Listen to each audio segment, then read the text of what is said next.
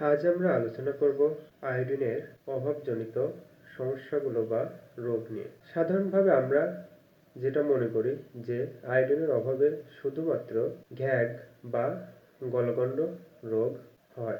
আসলে আয়োডিনের অভাবজনিত সমস্যার ব্যাপকতা বিস্তৃত। আয়োডিনের অভাবে যেমন ঘ্যাগ বা গলগণ্ড রোগ হয়, তেমনি একজন গর্ভবতী মা বিকলাঙ্গ সন্তান প্রসব করতে পারে। এছাড়াও স্নায়বিক দুর্বলতা, বধিরতা, বাকশক্তিহীনতা, বিভিন্ন রকমের শারীরিক ত্রুটি, মানসিক প্রতিবন্ধকতা বা হাবাগোবা হওয়া, বামন বা বেঁটে হওয়া, শিশুর মস্তিষ্ক গঠনে বাধাপ্রাপ্ত হওয়ার মতো মারাত্মক সমস্যার সম্মুখীন হতে পারে। এই সকল সমস্যা থেকে মুক্তি পাওয়ার উপায় আয়োডিনযুক্ত লবণ ও খাবার গ্রহণ করা। আয়োডিনের উৎস।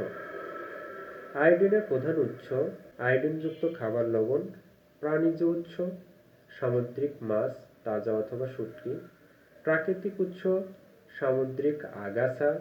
এছাড়াও যে সকল অঞ্চলের মাটিতে আয়োডিন থাকে সেই সকল অঞ্চলের শাকসবজিতে আয়োডিন পাওয়া যায়। সুতরাং আয়োডিনের অভাব দূর করার জন্য আমাদের প্রতিনিয়ত আয়োডিনযুক্ত খাবার লবণ গ্রহণ করতে হবে এবং যদি সম্ভব হয়